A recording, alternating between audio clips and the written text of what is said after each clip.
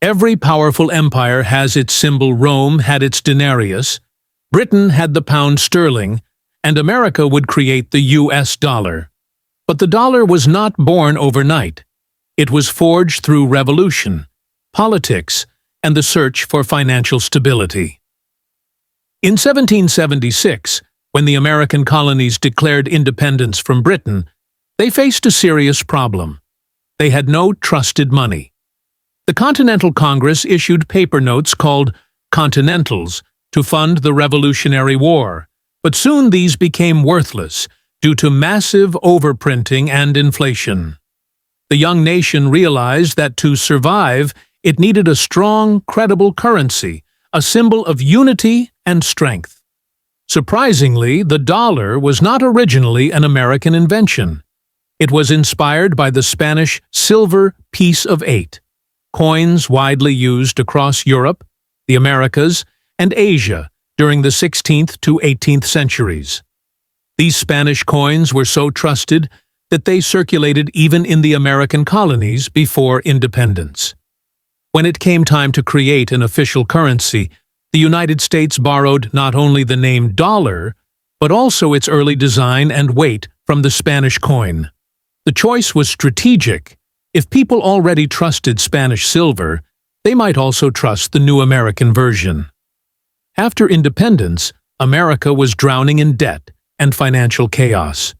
This is where Alexander Hamilton, the first Secretary of the Treasury, entered the stage. Hamilton believed that a strong currency would hold the nation together and prove America's credibility to the world. In 1792, Congress passed the Coinage Act, creating the U.S. Mint and officially establishing the dollar as the national currency. Gold, silver, and copper coins were struck, and the dollar was tied to specific amounts of gold and silver, creating one of the first bimetallic standards in the world. For decades, coins dominated. But during the Civil War in the 1860s, America faced enormous expenses and simply didn't have enough gold or silver to back its money. The government issued paper notes called greenbacks, unbacked by precious metals. For the first time, ordinary citizens began using paper money on a large scale. Some loved the convenience, others distrusted it. But one thing was clear. The U.S. government had discovered the power of fiat currency, money backed not by metal, but by trust in the government itself. After the Civil War, the U.S. moved toward the gold standard. By the late 19th century, every dollar was tied to a fixed amount of gold held by the government. This system gave international traders and investors confidence. If you held a U.S. dollar, you could exchange it for gold. But it also meant America's money supply was limited to its gold reserves. When gold flowed out, credit tightened, causing banking panics. For farmers and workers, this created hardship, sparking fierce debates like the famous Cross of Gold speech in 1896. Money wasn't just economics, it was politics, class struggle, and power. The Federal Reserve is born by the early 20th century. Repeated banking crises showed that the system needed reform. In 1913, the Federal Reserve was created as America's central bank, with the power to issue currency and manage credit. The modern U.S. dollar, paper bills backed by the FED, was born. This move concentrated financial power in Washington and on Wall Street, ensuring that the dollar was not just a symbol of America's economy, but of its political and financial system as well. War, Depression, and Bretton Woods. World War I, the Great Depression, and World War II tested the dollar like never before.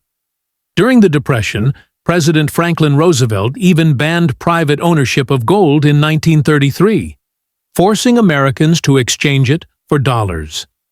This gave the government more control over money supply. By the end of World War II, America emerged as the world's financial superpower. In 1944, at a conference in Bretton Woods, New Hampshire, The US dollar was chosen as the world's reserve currency. Every major currency would be tied to the dollar, and the dollar itself would be tied to gold at $35 per ounce. The age of dollar dominance had begun. But no empire lasts without change. In 1971, President Richard Nixon shocked the world by ending the dollar's direct convertibility to gold. The U.S. was printing more dollars than its gold reserves could support, especially during the Vietnam War.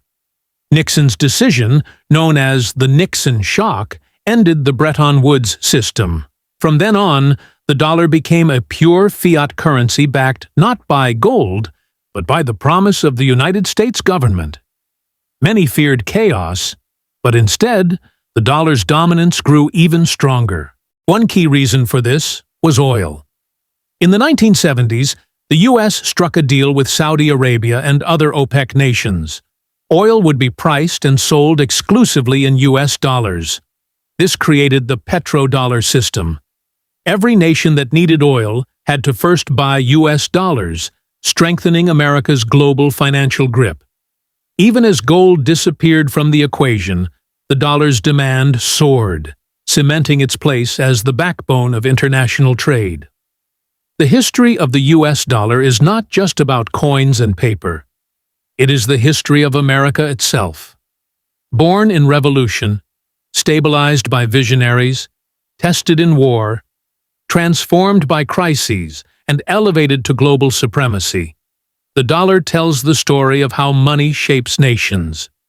When you hold a dollar bill, you are holding centuries of battles, not only on the field, but in banks, congresses, and international treaties. The question for the future is this: will the dollar remain king, or will history, as always, crown a new ruler of money?